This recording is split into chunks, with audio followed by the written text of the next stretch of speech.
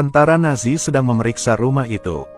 Mereka menemukan seorang wanita Soviet yang sedang hamil bersembunyi di dalam peti kayu. Keduanya saling memandang. Suasana langsung menegang. Di depan mata wanita hamil yang memohon. Melihat tidak ada yang memperhatikan di sini, dia berpura-pura tidak terjadi apa-apa dan keluar. Namun petugas yang skeptis itu sepertinya melihat ada sesuatu yang salah. Dia segera memanggil prajurit itu kembali. "Apakah kamu menemukan sesuatu?" Kemudian kotak itu dibuka. "Oh, halo." Melihat seorang wanita Soviet hamil bersembunyi di dalam tong, dia memerintahkannya untuk duduk di kursi. Kemudian mulai menanyakan identitas dan latar belakangnya. Wanita itu dengan cepat menjelaskan bahwa dialah pemilik rumah tersebut. Karena dia takut, dia harus bersembunyi di dalam kotak. Namun begitu dia selesai berbicara, seorang tentara mengetahui kesalahannya. Pasalnya, tidak ada wanita di foto keluarga yang tergantung di dinding. Melihat kebohongan itu terungkap, wanita Soviet yang sedang hamil itu langsung memegang tangan petugas tersebut dan memohon. Dia berharap dia bisa menyelamatkan anaknya yang belum lahir untuk hidup. Namun pada saat ini, sesuatu yang membuat wanita itu semakin putus asa terjadi. Tentara itu menemukan kartu identitas militernya tersembunyi di bawah tempat tidur. Bersama dengan seragam Sovietnya. Kaye Huiduk sangat marah. Segera menyeretnya keluar dan bersiap untuk menggantungnya. Namun saat bersiap untuk mengeksekusi prajurit tua di sebelahnya tiba-tiba angkat bicara. Mengatakan hal itu pada wanita hamil sungguh kejam. Dia berharap letnan bisa menyelesaikannya dengan cepat. Setelah berpikir sejenak, sang letnan pun setuju dengan prajurit tua itu. Jadi dia mengeluarkan pistol dari ikat pinggangnya. Bidik lurus ke dada wanita itu. Saat ini wanita itu sangat putus asa. Sebelum meninggal, dia mengutuk kaptennya. Membunuh wanita hamil akan membawa ke neraka. Tuhan tidak akan memaafkanmu. Setelah mendengarkan, letnan berkata maaf kepada Tuhan. Kemudian berikan pistolnya kepada prajurit baru yang berdiri di sebelahnya. Perintahkan dia untuk menangani wanita hamil itu dalam 1 menit. Meski hati nurani prajurit itu tidak mau melakukan hal itu. Tapi perintah letnan tidak bisa dilanggar. Dia hanya bisa mengangkat senjatanya secara perlahan. Sementara tentara Jerman lainnya sibuk di belakang bunker. Mendengar suara tembakan, petugas yang sedang mandi sauna langsung melihat keluar. Tentara Soviet lainnya ditemukan berdiri di salju. Namun dia menggunakan kekuatan 1 orang untuk mengalahkan pasukan tentara Jerman yang tidak bisa mengangkat kepala. Karena dia adalah The Red Ghost yang sangat ditakuti oleh orang Jerman. Dia kemudian bersembunyi di sudut rumah kayu. Langsung menggunakan pisau untuk mengirim musuh ke angkasa. Menggunakan tubuh musuh sebagai tameng. Menggunakan tembakan untuk mengusir tentara Jerman yang bersembunyi di gudang. Tetapi tidak dapat menemukan jejak musuh. Tiba-tiba sebuah tangan muncul dari tumpukan salju. Tembakan lain membuat seseorang menjauh. Kemudian The Red Ghost kembali berbelok. Pria bersenjata Jerman itu ditembak sekali olehnya. Melihat bawahannya dikalahkan satu persatu. Petugas Jerman itu sangat ketakutan dan berusaha melarikan diri. Tak disangka, ia ditemukan oleh The Red Ghost di saat yang tepat. Tapi pelurunya meleset. Tentara Jerman lainnya segera melancarkan serangan untuk menutupi mundurnya perwira tersebut. The Red Ghost dicegah untuk bersembunyi di sauna. Di luar dugaan, masih ada tentara Jerman di dalamnya. Segera tuangkan air mendidih ke bawah.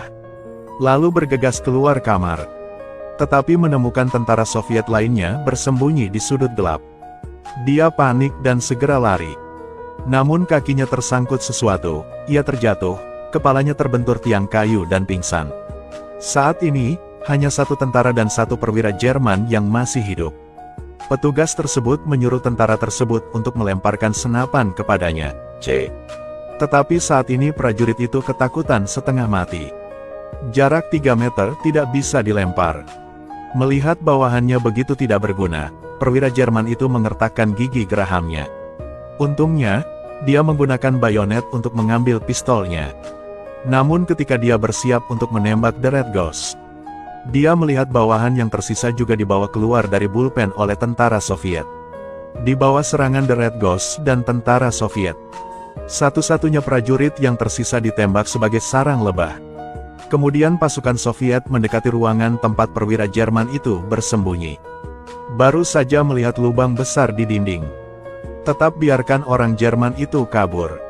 Setelah menyelesaikan medan perang, bala bantuan Soviet mulai memulihkan kekuatan fisik mereka.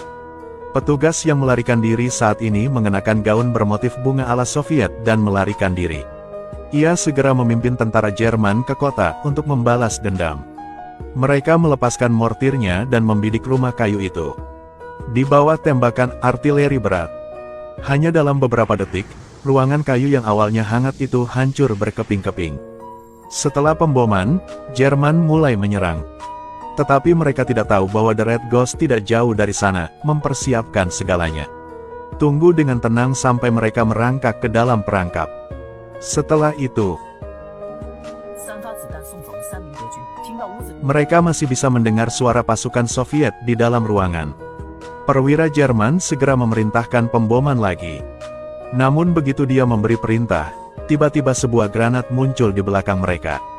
Tak disangka, setelah meledak, perwira Jerman tersebut masih hidup. Tentara Jerman mendengar suara tembakan dan mengira itu adalah perintah komandan untuk menyerang. Segera bergegas menuju ruangan kayu. Menghadapi tentara Jerman. Tentara Soviet yang bersembunyi di balik tembok segera menarik pelatuknya. Peluru yang tak terhitung jumlahnya meluncur ke arah tentara Jerman. Tapi jumlah musuhnya terlalu banyak.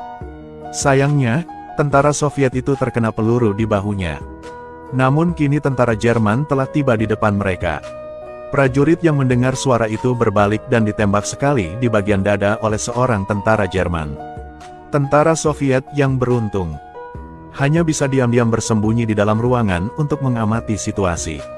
Namun begitu mereka muncul, mereka ditembak mati oleh tentara Jerman. Saat ini seorang tentara Jerman datang ke jendela. Lemparkan granat melalui jendela. Keduanya mencoba membuangnya sebelum granatnya meledak. Tentara Soviet yang bertahan di luar, setelah meminum sebotol vodka, mengambil senapan mesin ringannya dan mulai menembaki tentara Jerman dengan panik. Meski dipukul, dia tetap tidak mundur selangkah. Seorang tentara Jerman bersiap menyerang dengan granat. Ditarik jatuh oleh seorang tentara Soviet yang terluka parah. Kemudian pin granat dicabut. Keduanya baru saja mati bersama. Melihat teman dekat mati tepat di depan matamu. Namun dia belum sampai di samping tubuh rekannya. Ditembak mati oleh seorang perwira Jerman yang bersembunyi di kegelapan. Saat ini, hanya The Red Ghost dan perwira Jerman yang masih hidup. Tentara Jerman itu memasang bayonet di pistolnya. Keduanya mulai bertarung dengan cara yang paling primitif. Tapi itu tidak berlangsung lama. The Red Ghost kurus dikalahkan oleh tubuh kuat tentara Jerman dengan pukulan api. Jiwa Merah mengambil sabit dari samping dan bergegas maju untuk menusuk perut tentara Jerman itu. Pada akhirnya perwira Jerman tersebut pun tewas di tangan The Red Ghost. Namun setelah berhasil mengalahkan semua musuh, The Red Ghost bersiap untuk mundur. Lalu tiba-tiba dia tertembak di dada. Ternyata penyerangnya adalah tentara Jerman yang baru saja pingsan di tiang kayu. Melihat The Red Ghost dibunuh olehnya, rasa sombong itu membuatnya mengangkat kepalanya ke langit dan tertawa terbahak-bahak. Tapi agar dia tidak terlalu bersukacita, dia dieksekusi di tempat dengan peluru. Jiwa Merah lainnya bergabung ke medan perang. Sebenarnya Jiwa Merah bukanlah nama seseorang, melainkan pahlawan yang selalu gigih dalam berjuang. Bahkan dalam situasi sulit,